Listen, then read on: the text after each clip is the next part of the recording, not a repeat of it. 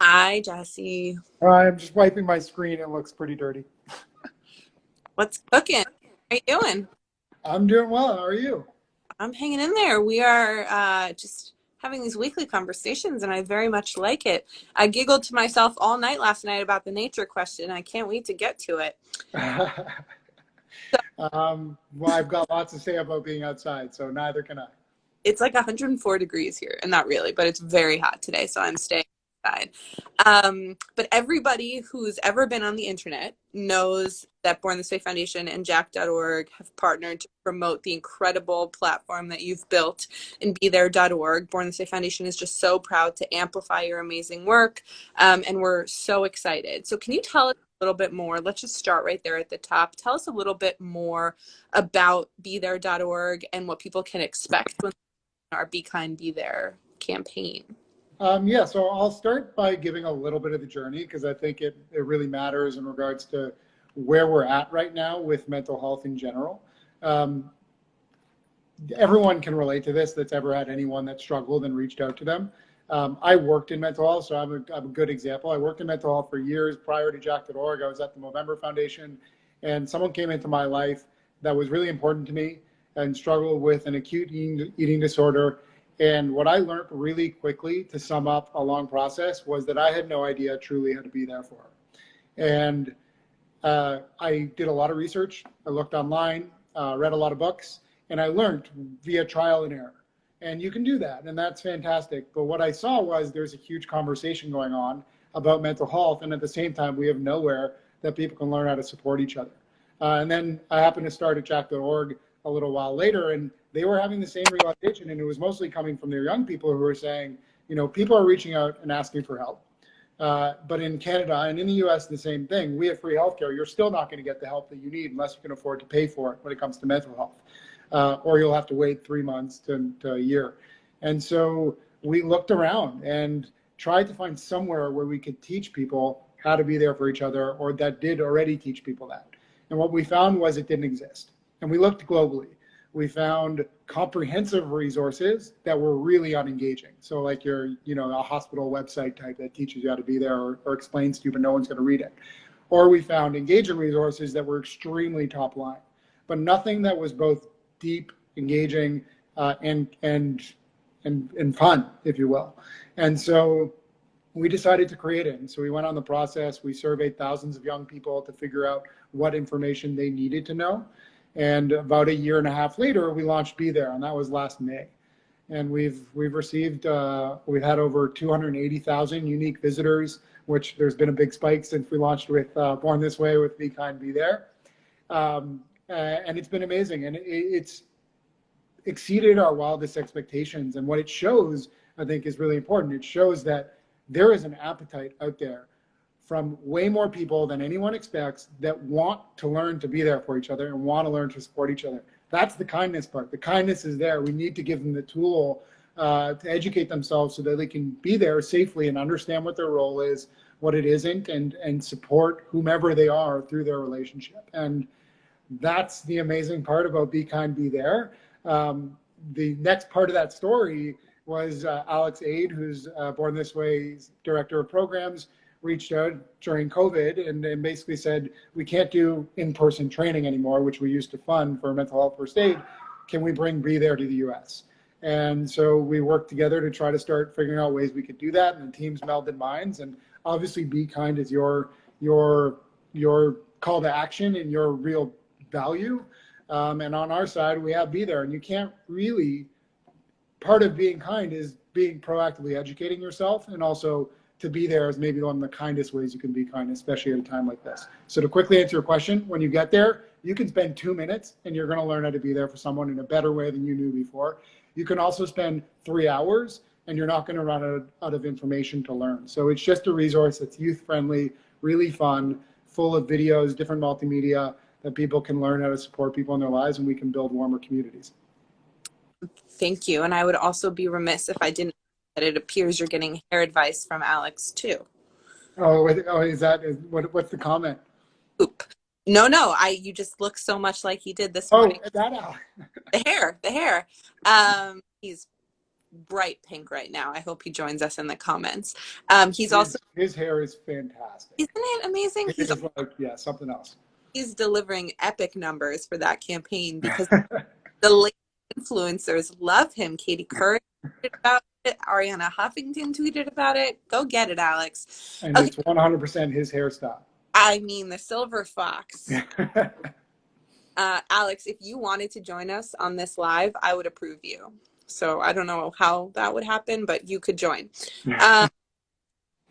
Oh, Alex said 10 out of 10 to Jesse. Okay, so I want to talk about the personal experiences that you're having through the context of a question that my friend Jackie submitted. So Jackie writes, this past Saturday, my grandma passed away from uterine cancer, and dealing with grief has been a challenge, especially when there's a lack of streamlined emotions. There isn't just sadness, there's guilt and even some anger when I think about my relationship with her. It's complicated. So my question is, how do we mourn and deal with the passing of a family member or loved one when we are in a time where we can't mourn collectively? Also, what do we do when there isn't just sadness involved? It's a very complicated and understandable question, and I can empathize with her in real ways. I want to start by, my answer is going to be a little bit long, so I'll give you a heads up there. I want to start by saying, so I've been through a tragic grieving process before, about 4 years ago when my cousin Alicia passed away from a drug addiction, and it was extremely difficult. I learned a few things through that process, and the things I learned that I think I'll mention right now is, one, you've got to make time to grieve. You don't grieve by jumping into work, at least not for me. I did that, and I never gave myself the time to really understand what was going on. And so just finding the time is so vitally important, usually, not to mention during COVID. The other thing I learned in the two other pieces is we all grieve differently. And you as a person will grieve differently, maybe minute by minute, maybe week by week, maybe year by year. I still grieve Alicia's death, and in a very different way than I did before, and I try to live for her and through her values. And the third was that it's almost like a human condition to guilt yourself about how you grieve. So if you feel anger, you may feel bad that you feel angry at a person who's passed away. I felt anger, and that's not fair towards Alicia, but it was something real I felt, and I think we need to be kind to ourselves to understand that however we grieve is right, as long as you're not harming yourself. And that's kind of my learnings from Alicia's death. What you're asking about, I think, is more recent. And my other cousin, David Hayman, passed away last week. And it is traumatizing, and it is difficult, to say the least. And I can relate to what she's going through from a quarantine COVID perspective. And I think what becomes even more difficult is finding the time. Because like her, I am Jewish, and we usually have Shivas, and we can go and we sit with our family for a week, and that can't happen right now. In fact, I watched the funeral from Zoom because only 9 people could go. It's really, really difficult. So making the time becomes even more important, because picking up the phone to call your cousin or to call your aunt or your uncle is so important for both of you to grieve, but it's also potentially a more incredible way to connect and really, when you go to a shiva and you're sitting there and there's so many people, you don't have half an hour where you're talking about just you guys and the person who's passed away. And for me, it's been really great and healing to be able to do that, but also reconnect in the family. So there's almost an opportunity, if you can find the time, to really connect with people. The other piece about just kind of grief in general and taking the time, I think, to do it in the right way, and the piece around not feeling bad about how you do it, is all of our relationships are different with people that pass away. And hindsight for all of us is always 20/20. So you may have had a great relationship with your grandmother and she passes away and you're upset because you didn't spend more time with her. Or you may have had a really bad relationship and you're upset at yourself or angry at yourself for not making more time. Hindsight is always 20/20. We always feel differently about how we would have done things differently the next time around, but it doesn't help anyone. It may help to look back and think back about how you might have done things differently so that you do them differently moving forward and you're more proud moving forward. But being sad or being angry is very much a real part of grief. You can't change it, and you can find the really positive things to look at that were great about your relationship or the memories that you do have. Because I think if you can do anything, it's important to try to find the things that you can take from a death, and move forward in your life by bringing that person with you. And just because you may not have had a very great relationship, just because you're angry with them, doesn't mean that you can't do that. And it also doesn't mean you have to do that right away. You can take time to do that.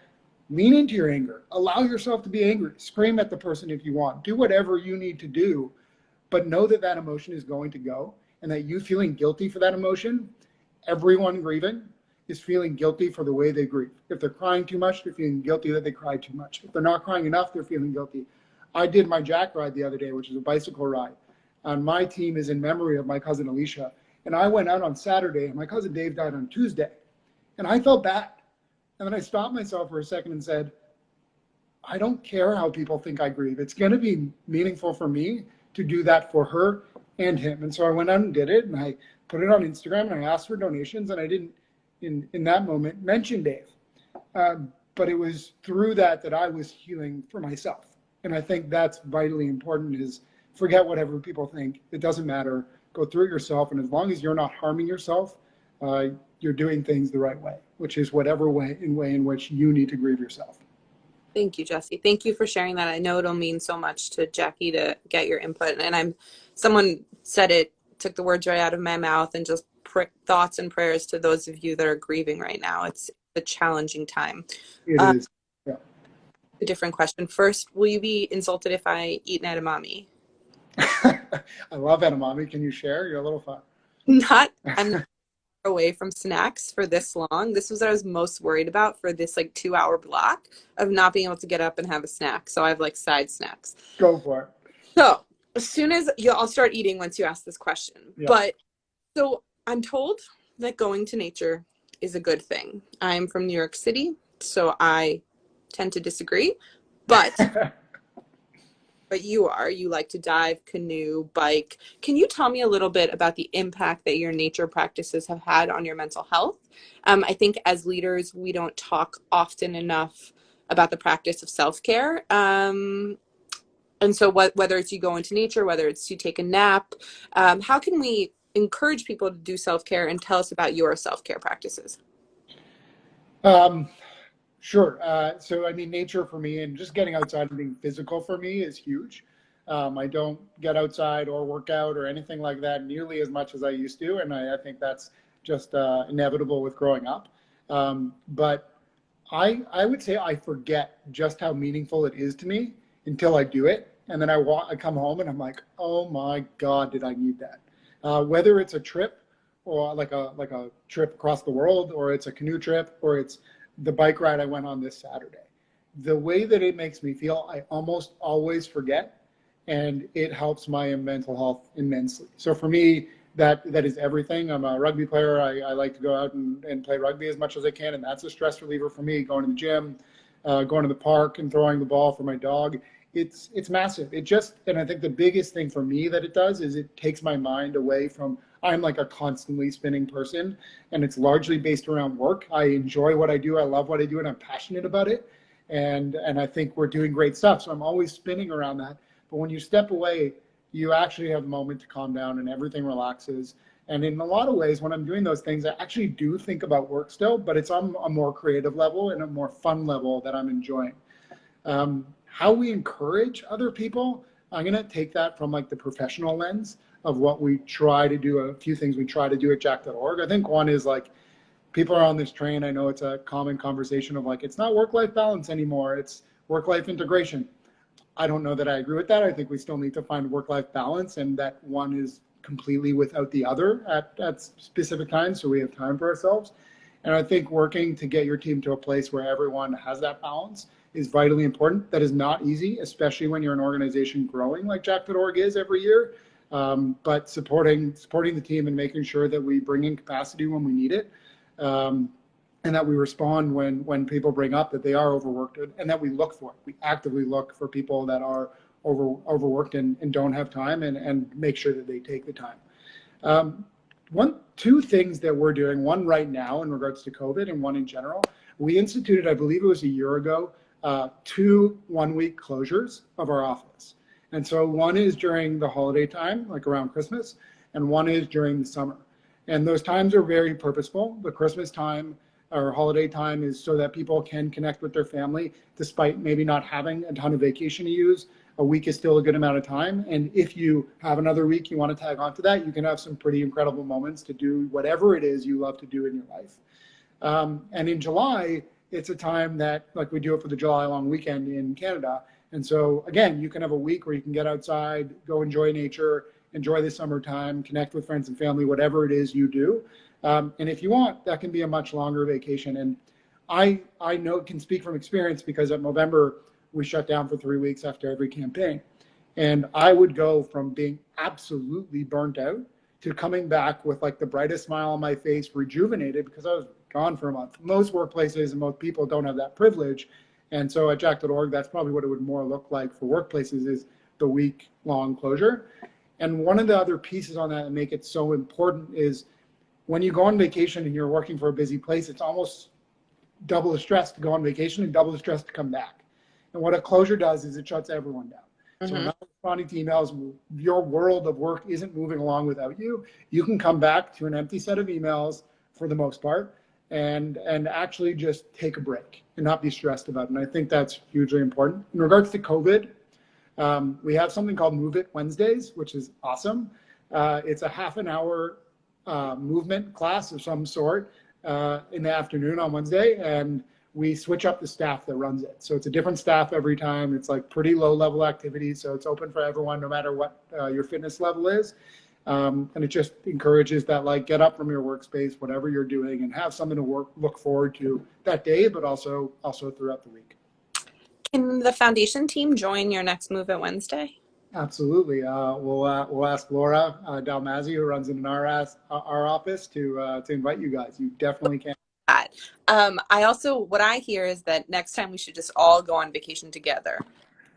I'm a friend of big friends and family vacation, so let's do it. I mean, we're in Toronto and it's cold most of the time, so if vacation is in, I think you guys have quite a presence in LA as well.